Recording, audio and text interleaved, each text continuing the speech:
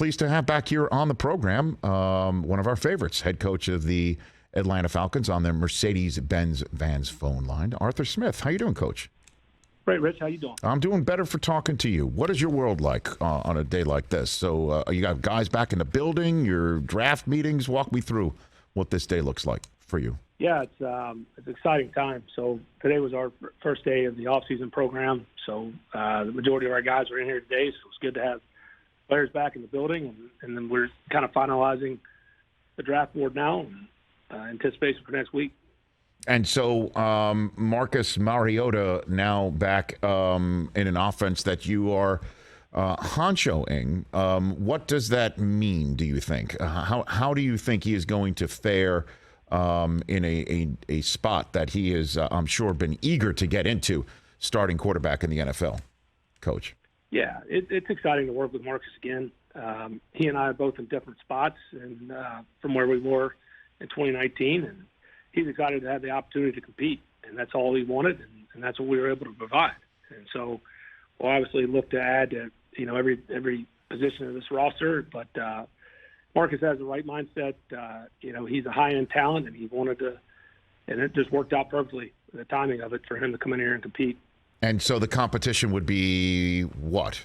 What's the competition that you're looking at? Well, depends what happens next week, and certainly there's all kind of different avenues we have to acquire talent, and that's what certainly my familiarity with Marcus and the opportunity. I mean, it's wide open, and he knows that. So regardless of what happens next week or really in the next couple of months, he'll come in here and compete and give us a chance to win football games. So I know you have always focused on revealing your draft strategy on the Rich Eisen Show live. So this is your moment, go Coach. Ahead and give you the 8th pick. This is it. Yeah, this is your moment. This is.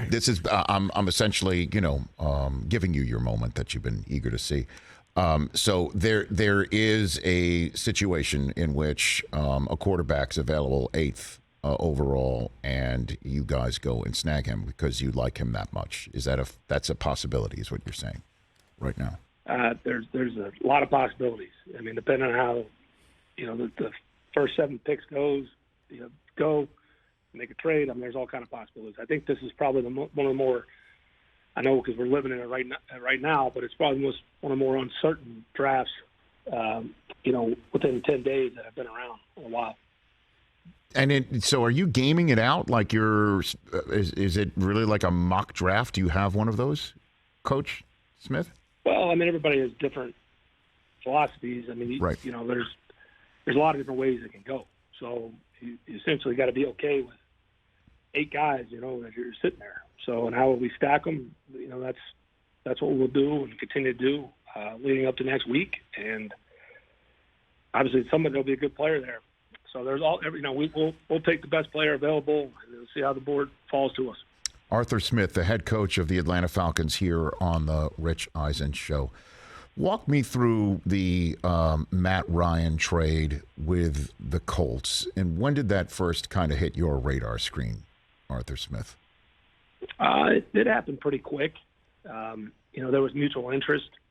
Obviously, we weren't just we're going to do what's best for the team and also best for Matt. And so it really was a win-win for both teams where Matt's at in his career. The conversations picked up pretty quickly that Thursday before it went down. And I love what Matt Ryan did for us last year, and he's obviously had a heck of a career in Atlanta, and I wouldn't bet against him the rest of his career, but where we're at and, the salary cap situation, it was the best move for this team moving forward. So I'm happy as hell I got to work with him for the year I did. Yeah, I mean, obviously he means so much to so many of the fans that are rooting for your success, Coach. So would you say this was a cap move more than anything else for your team? Would you name it that? I wouldn't just categorize it just a cap, but that was part of the strategy of where we're at. A lot of things have changed in the last calendar year since I've been here. And, going forward, you can keep playing the restructured game, and which he would have been willing to do, and it just would have, we did a lot of different accounting tricks, or we can open up some cap space for 23. So we're excited about it, and we're excited about the team that we'll put out there this fall and compete. Because you got to, our objective is to win football games, and I know that a lot of different narratives out there, but this thing will look so different come September. Arthur Smith, Atlanta Falcons head coach, here on the Rich Eisen Show. And so what would you categorize are the holes that you'd like to hit and fix in days, in a week and a half from now, over the 3 days of the draft? What would you identify that you're free to identify? There's really at every spot, Rich. Where we're at, we got a pretty young team with a few vets surrounding it, but that's the thing is, you don't want to be desperate and reach, and that could come back to hurt you in the future years or as we continue the team build. So, like I said, we'll stick to it. We'll take the best player available. We'll be smart about it, but we'll take help everywhere. Is that evasive enough for you? No, actually, I prefer more evasive. I'll keep working at it. No, it is part of the tightrope I have to walk, and obviously you, to have a conversation on live television and radio 9 days before an NFL draft. So I totally understand that. When Deshaun Watson was available, how integral were you in the conversations for all of that, Arthur Smith? With every position, there's a lot of trades that we explore, and it just happened to be one of them. And we have great communication in all of our leadership positions. But that's for any player we consider bringing in here, whether it's free agency or trade or drafting. So we have a lot of conversations. We have a very collaborative group. So that's any transaction that we have. That's how we collaborate. Well, in the few minutes I have left with you here, Coach, I want to talk to you about the new overtime rule and your thoughts on it. Do you like it? Do you like the new rule that both teams definitely have to touch it? You do? Yeah, I was in favor of it. Okay. What about the strategy now? Because to me, it looks like, just from my perspective, I would prefer, it seems like the issue is when you get it first, that if you score a touchdown, you will get the first possession of a sudden death overtime, like old school.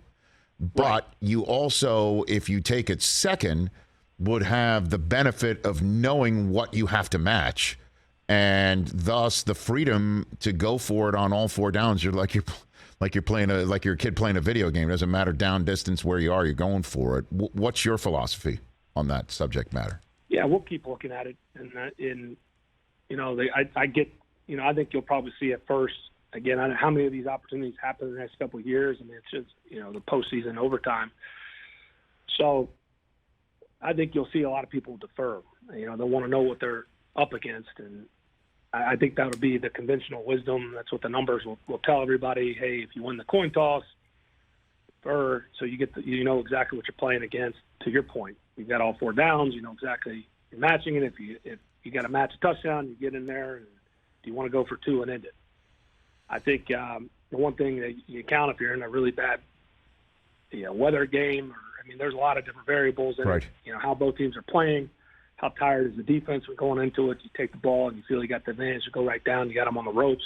That certainly could be a factor into it. So it'll be fun. I just think it'll take a couple of years before you get enough of a sample size to really see what happens. Well, I guess it would be a good thing to be a coach who has to deal with that for the first time, because that means you're in the playoffs, and that's something that's a good thing. First off, what do you think about the idea of maybe getting the ball first and going for an onside kick? Because if you recover it, that based on my understanding of the rule, means that all you need to do is just score a field goal, and that's the end of that.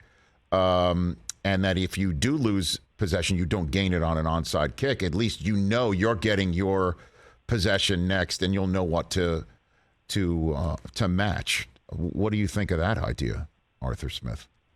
No, I like it. Is that your original idea, or did somebody on your staff come up with that? Well, here's the deal.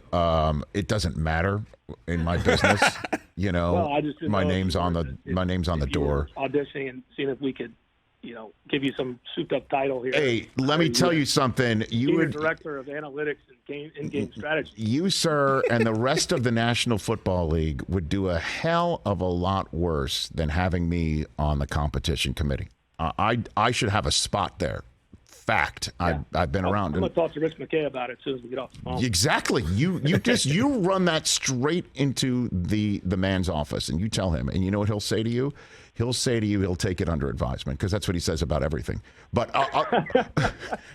other than that, he knows. I'm telling you, these are all good ideas. This is, to me, I'd like to see if an NFL head coach would do something like that, because the odds would be, if you recover it, all you need is a field goal, right? And that would be the end of it. So do you think that sounds like a good idea to you? Yeah, I wouldn't count it out. Is that a good enough answer for you? I like the unconventional wisdom. No, I like gaming this stuff out with an actual NFL head coach, and certainly one with an offensive mindset, because I think this is fascinating.